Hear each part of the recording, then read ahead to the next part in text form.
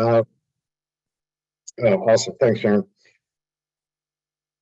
So overall, today's presentation kind of falls under the registration, certifications, and standards and compliance piece. You'll see a lot of our services contain 2, 3, 4 categories because really what we're helping you do as a small business, we're helping you navigate the nuance of working with federal, state, and local government, which is, this huge beast with many moving parts and a lot of acronyms to learn. But overall, we want to be your trusted advisor. We want to be able to educate, inform, and prepare you. Educate you of current standards and current mandates, inform you of any changes, upcoming changes, and then prepare you to be successful in the space. And that's everything from getting your system for award management registration, registering with the state, all the way through bids and post-award considerations, and everything in between. So, really my approach is if you have a question, don't hesitate to reach out. You guys are the reason that us guys exist. We're here to help, which is, kind of an oxymoron. We're with the government, we're here to help. But overall, as a small business, we're in addition to that team. So we're definitely capable. We have resources, databases, different resource partners that we can lean on in order to get you timely help to best prepare you for success. So today we are covering the dense topic of cyber hygiene. Really, I want to run through some basics of cyber hygiene, why you need it, and then we'll run through the current standards that we're dealing with in the DoD space.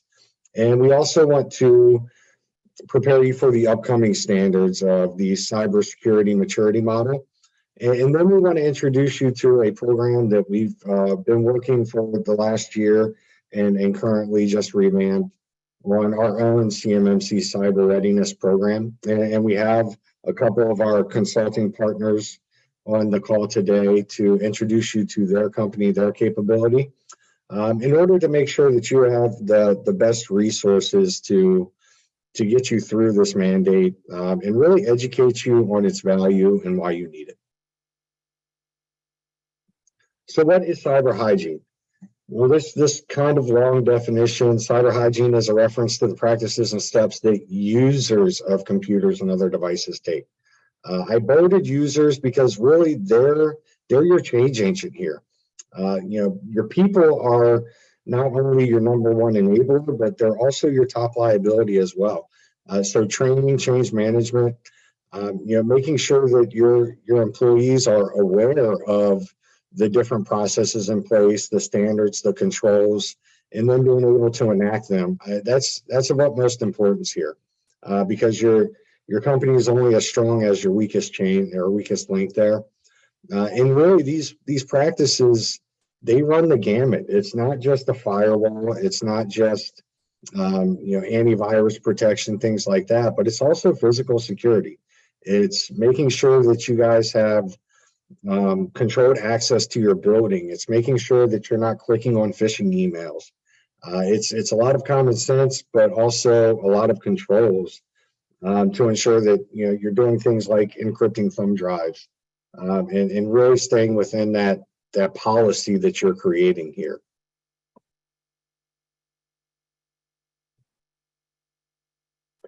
So why cyber hygiene? Well, it's not just the DoD, guys. Cyber hygiene is across a plethora of commercial industries, and it's only getting more and more advanced. So if you think about HIPAA and medical, if you think about SOX and financial, the auto industry has a ton of cybersecurity standards, energies, utilities, and now the government.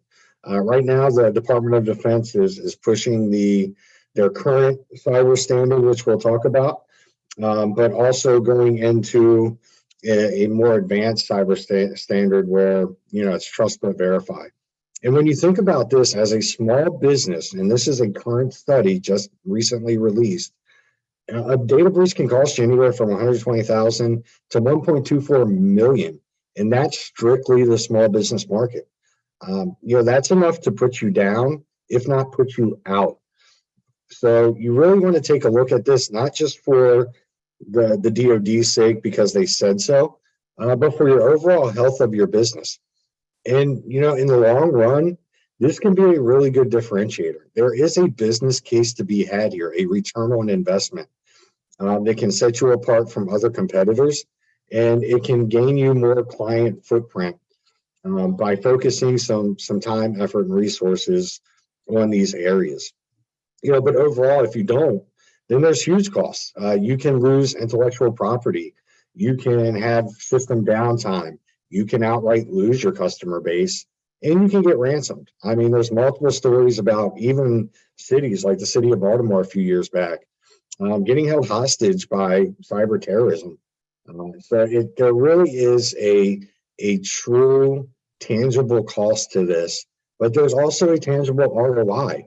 I don't think of this as a cost of business. I think of this as an investment to help better your overall business management, your processes, and hopefully reap the benefits of that. So the current standard, the term CUI, Controlled Unclassified Information, established by Executive Order 13556 in 2010. So this has been around for a while, and this was around even before they started codifying it. That was followed up by the Federal Information Security Modernization Act, FISMA, in 2014. And that was enacted after several security breaches. So basically what happens is the government says, hey, cybersecurity is becoming an issue. We want to make sure that you guys are up to date and you're following best standard practices. And then the contractor base said, oh, yeah, no, we're good. We're good. We got this. And then you started seeing different hacks and breaches, pretty much crescendoed with SolarWinds. And so the government had to say, okay, we trust you, but we need to verify. And really, that's where these standards and these upcoming standards are coming from, is the fact that the government needs to verify that you are following some of those best practices. So, NIST 853 and 800-171 were enacted. Most of you fall under the NIST 800-171 category, which we'll get into. But you're seeing it required for not just the DoD, the GSA, NASA, university research that are supported by federal grants, and you even need it for DIBS access. So if you're just a basic part manufacturer and you have a two-person front office and you sell to the DLA through their automated bid board system, you're going to need it just to access that. Basically, all types and flavors of companies' businesses' capabilities will need to look into this. And we're here to help you do that. You're not alone on an island here. We do want to help educate you and make some common sense decisions. This doesn't mean that you have to go and spend $50,000 on a solution, but we do want you to be aware of the standard, and we want you to be aware of what makes sense for your business.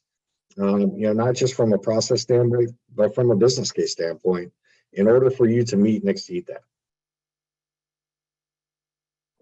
So here's some basic NIST 800 controls. Really what it comes down to is running through these controls, doing a self-audit, and then putting policy and process in place to meet and exceed these controls, because this is the current standard. If you have current contracts with the DoD, if you're currently interacting with the DIB system, if you're working in and around that area, chances are you have some of this language in your contract. And if you don't know, then you should definitely reach out and we can help you check for that language. But these are the basics. These are your basic controls that will help you put together your system security plan, your project and objectives milestones. So there really is a method to the madness here, and we can help you put that plan together. We have two great consultants on board that are definitely the subject matter experts in this area. I myself, I am more of a jack of all trades, master of none. So I can help you with the digestion of information. I can tell you, what it means. I can be there as the trusted advisor. But our consultants are really the guys that are going to do the deep dive with you and walk you through step by step what you need to do and what you need to consider. Just a great addition to our capability, and really excited to hear him speak later on. So you can see some of the timeline here. There's a bunch of big words on this page, a bunch of legalese. But really what I want you to take away from this slide is if you look back to 2001, this was already in process. So it's not like this is news. We didn't just say all of a sudden that, hey, we need to do this, let's implement it. But there's been quite the runway here to get to where we are. And guys, this isn't going anywhere. There's going to be more coming down the pike. There's going to be change. So I always tell my clients, get comfortable being uncomfortable, because this is definitely a priority within all government space, but also commercial, and for good reason. We're in a new world where information and knowledge is power. So you want to do what you can to protect that, protect your IP, protect your trade secrets. And overall, this is codified. It's DFARS 252, 204, 719, and 7020. Basically, this outlines the NIST 800-171 assessment requirements. And it tells you need to basically do your self-assessment, and we can assist you with that through our program. And then you need to upload your scores to the Supplier Performance Risk System, SPRS, for all covered contractor information systems relevant to the offer. So really this comes down to, are you digesting, managing, and controlling CUI from the government space? It's about CUI flow, the flow of information through your company. And depending on that flow and how many it touches, there's different approaches to getting you compliant. So that's, it's definitely something that you want to self-audit on and get a good grip on. And then the 7020 is basically review of the system security plan, and then your assessment methodology and the confidence level of the score. There are different confidence levels with NIST 800. Chances are you will all be low confidence. Anything more than that requires a government audit to come in, and that's on a needs-only basis. So overall, there's many different pieces to this. Our goal is to simplify it. We don't want it to be intimidating, but we do want you to spend some effort on this to make sure that you're meeting those standards and requirements.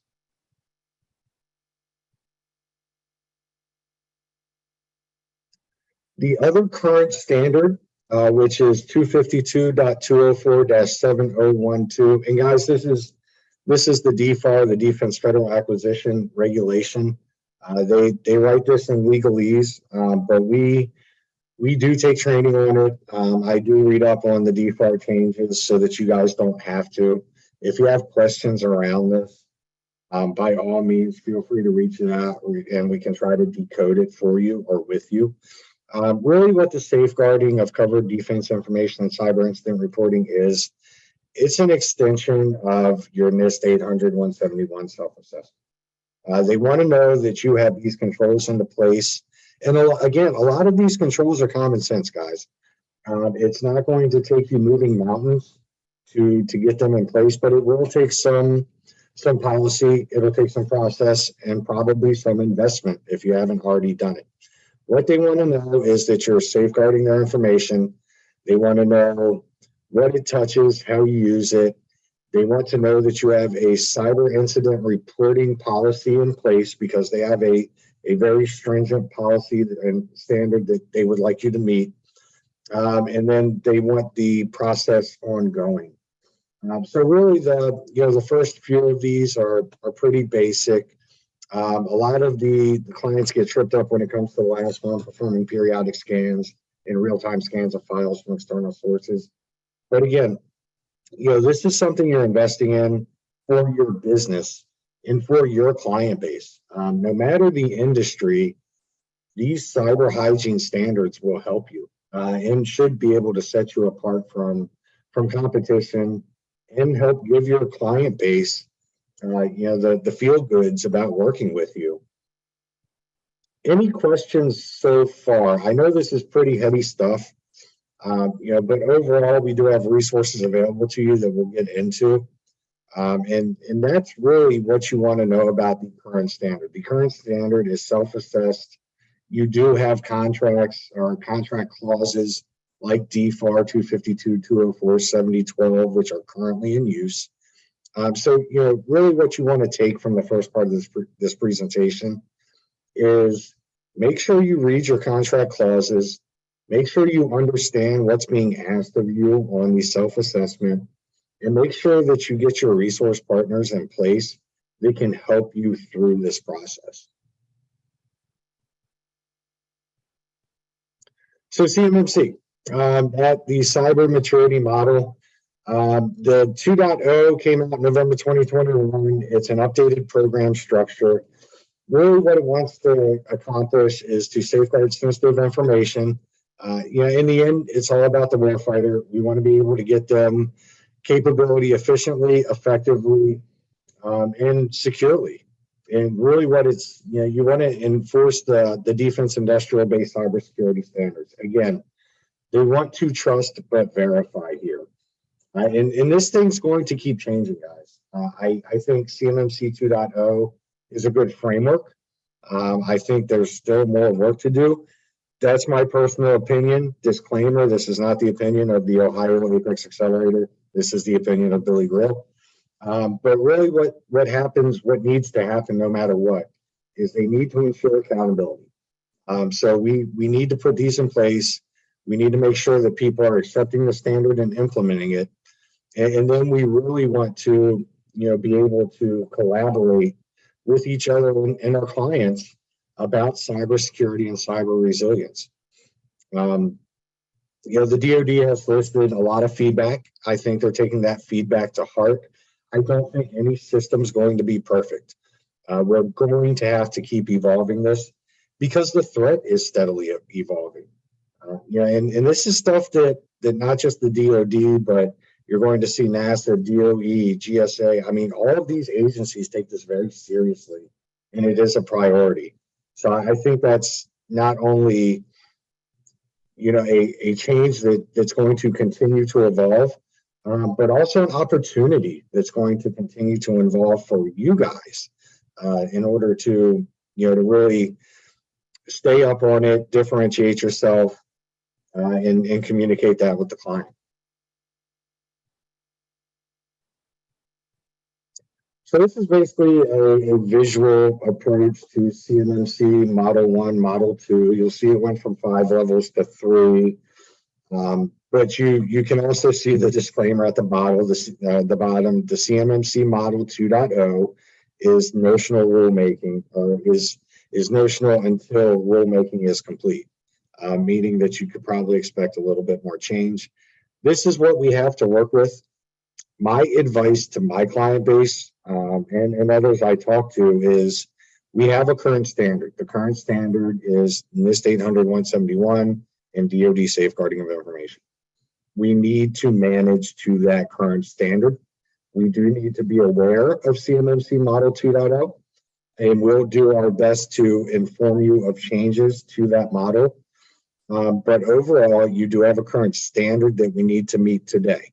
So let's work on meeting that standard today, and then we have runway for the upcoming standard. But if we're meeting that current standard, we are laying a great foundation for any new changes they may have coming our way. That's been my approach since day one. That will continue to be. And that's also where we're aligning our resources around. So you can see CMMC 2.0, a little bit more of a visual presentation here. They have split level 2 up into a non-prioritized self-assessment, and then a triennial third-party assessment. And then you have your level 3, which we really don't deal with a lot here at the APEX Accelerator. But overall, that's the government-led assessments. So what we're aiming to do here is to get our clients sort of an estimated assessment level. And then we will refer you over to our program based on that level, and you'll get help based on that assessment. That could change after your introduction meeting to our consultants. But overall, we want to start you down the path where we get you best aligned with a notional level, and then we start putting in place resources and help to get you there. And that brings us to our program. Our program was launched last year out of Northeast Ohio. It was very well received. We had, I believe, 84 clients sign up for it. So OU was gracious enough to invest in a new program that we have just recently relaunched. And really what it's for Ohio-based businesses that are either currently in the defense industrial base or they have a target in the defense industrial base to start working with them. And now this does dovetail well with some of the other executive orders that we've seen come down where the defense industrial base wants to diversify their vendors and increase competition. They also want to increase diversity, equity, and inclusion in that industrial base. So really, this is a great complementary component to those charges where we want to be able to lessen the barriers to entry and educate more non-traditional companies into entering the space. You must be registered with your local SBDC, which is your Small Business Development Center. And that's another free service. And quite honestly, it's another great resource partner you should be working with either way. The SBDC helps you a lot with your internal business practices. They can help you on the commercial marketing side. And they have a great complementary service to what we provide, which is very much government focused. A lot of our counselors work very hand in hand with their local SBDC. Me and our local Dayton counselor, Rob Bondurant, and our Cincinnati counselor, Larry Brown, we all work really well with our local SBDCs. We refer clients back and forth regularly. So if you haven't at least reached out to your SBDC, I recommend doing that whether or not you want to be a part of this program. And then you must be referred by their APEX counselor. Again, we want to be able to help you along, be that trusted advisor. Some of us will probably even attend the meetings that you have with your CMMC consultants. And depending on availability and things, help you through that program. And then, for the eligible APEX clients, once you get into the program, we'll provide you with 15 hours of consulting for level 1 estimation. And then we can give you, I believe, up to 65 hours for level 2. Now, this counseling is for a readiness assessment. They won't be coming in and implementing and doing your networking for you, but they will work with your MSPs, your managed service providers. They will provide guidance. They will become that additional trusted advisor, really focused in on the cybersecurity, cyber hygiene, cyber planning component. So with that, I want to introduce you to our actual consultants. Up first, so overall, the process took several months to complete. We had a very big response to our solicitation. And we came up with 2 consultants that very much fit our vision and mission and values. And we're really excited to introduce them to you today. We're excited to work with them on this program. I think that you'll see they very much have your small business concerns at heart. And they are way bigger brains than I'll ever have. So I do really enjoy talking to these guys. Up first is Securance Consulting. They are based out of Florida. And with that, I will let them take it away. Are you on and ready, Paul? Yes, Billy. Awesome. Thanks. Thank you. Thank you for the introduction and all of that knowledge you just shared with all of the participants. So my name is Paul Ash. I am one of the principals at Securance Consulting. Excuse me. And as Billy said, we are here to really support each of you in your organizations and in your efforts to self-assess against CMMC version 1 and version 2. We have been providing cybersecurity consulting services for 22 years. We are certainly experts in the field, and as CMMC is starting to take shape, and certainly we anticipate there's going to be additional changes with it.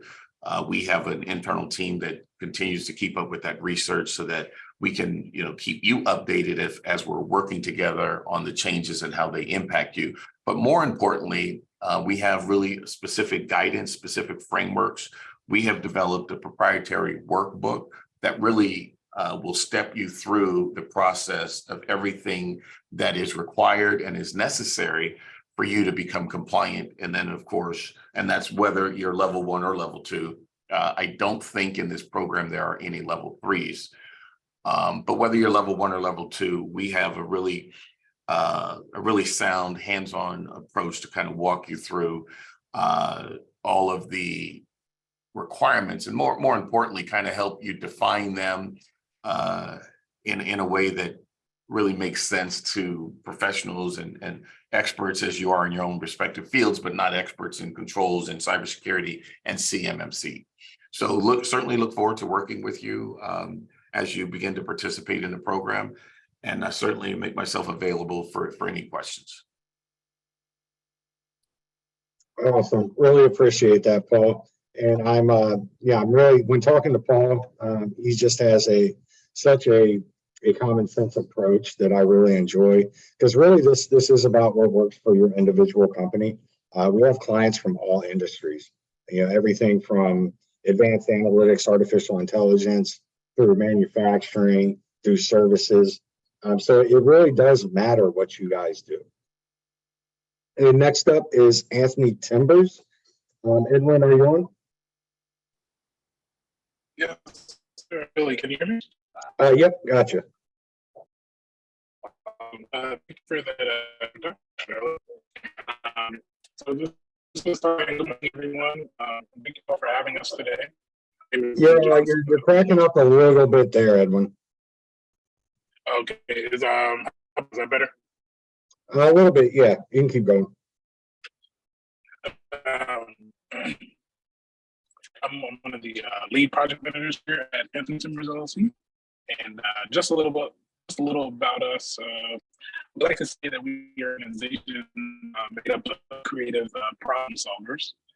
We pride ourselves on providing the best security solutions and exceptional customer service. We were founded in 2020, so we're still a little new, but we're a small business as well. So we definitely feel like we can we relate with some of the other small businesses that we're working with. To work with some of you all. We worked on a number of projects ranging from public, private sector, providing penetration testing, cybersecurity consulting, and of course managed IT services.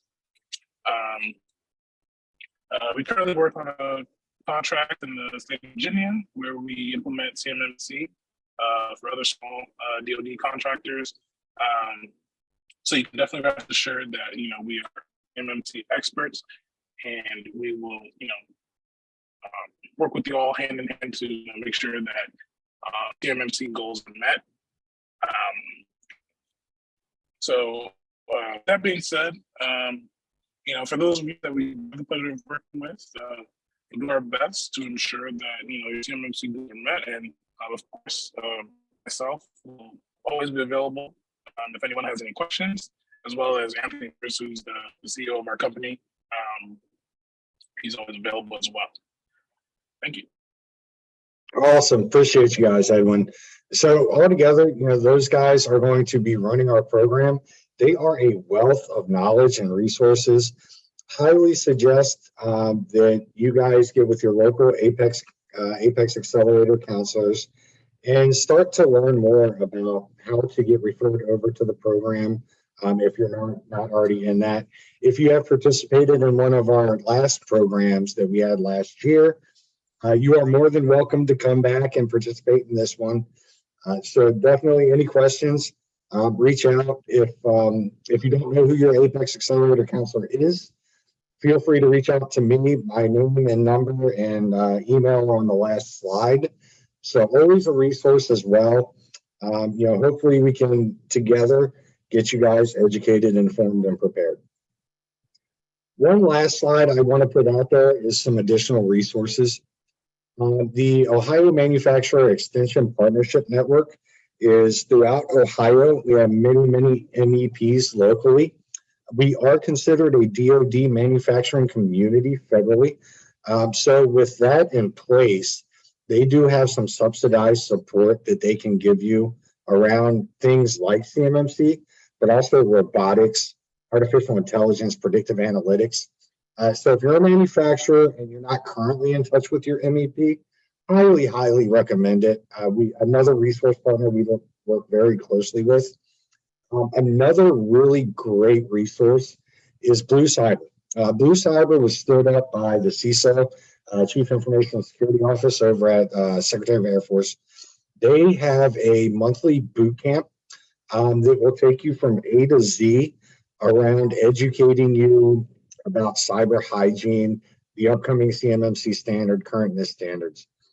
If you are looking to prepare yourself for our program, something I like to do, not just because I'm a geek, but because I like knowing what the acronym SOUP stands for. They run some great educational webinars that can prepare you for this program, get you up to speed on what all these acronyms mean, and hopefully help you navigate this more efficiently. Another great resource, just a shout out to Kelly Kiernan, who runs Blue Cyber. She's absolutely awesome. She's down to earth, easy to talk to. She'll give you a half hour of her time if you want to schedule a meeting with her, kind of like professors' hours in college. But she's a great partner and a wealth of information in her own right. Highly suggest you check that out, especially if you have MSP you're working with, or if you got your IT guy. Send him over and let him digest some of that in order to get him spun up. Another great program is Project Spectrum. They are run out of DoD, and they are meant as a resource for small businesses to get educated and prepare them for not just current but upcoming standards. All of these resources together, all of them are free, all of them are accessible. Again, we don't want this to be a barrier to entry for you guys to provide best value to the warfighter. We know it's a necessary mandate, and we're doing whatever we can to help get you guys spun up and meeting that. And it's a team effort. It does take a village. So never hesitate to use these programs. And when in doubt, reach out to your APEX Accelerator counselor. That's what we're here for. And then Cyber AB is the accreditation board.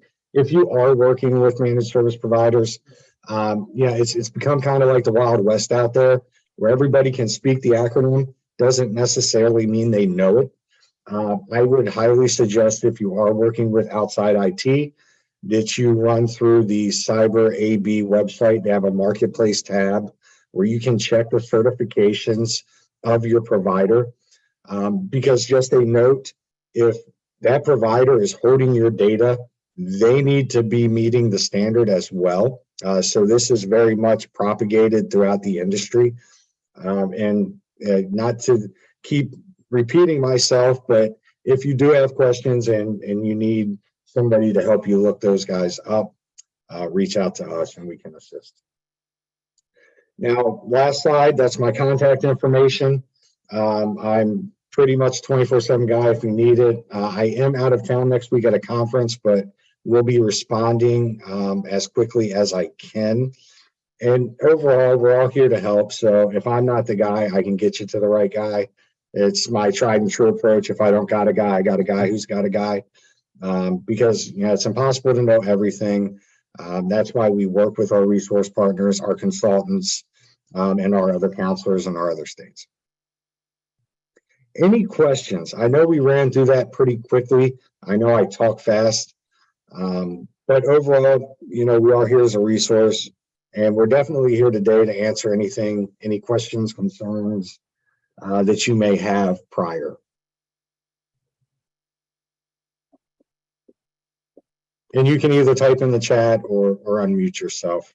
Either way works. Pretty informal here.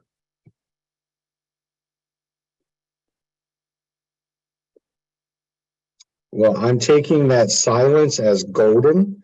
I really want to thank everybody for giving us your time and attention today. Again, I know the subject matter is kind of intimidating, There's a lot of controls, a lot of legal speak, but overall, just know that you have a wealth of resources at your fingertips. And we really encourage you to use those to best prepare you to be successful in this space.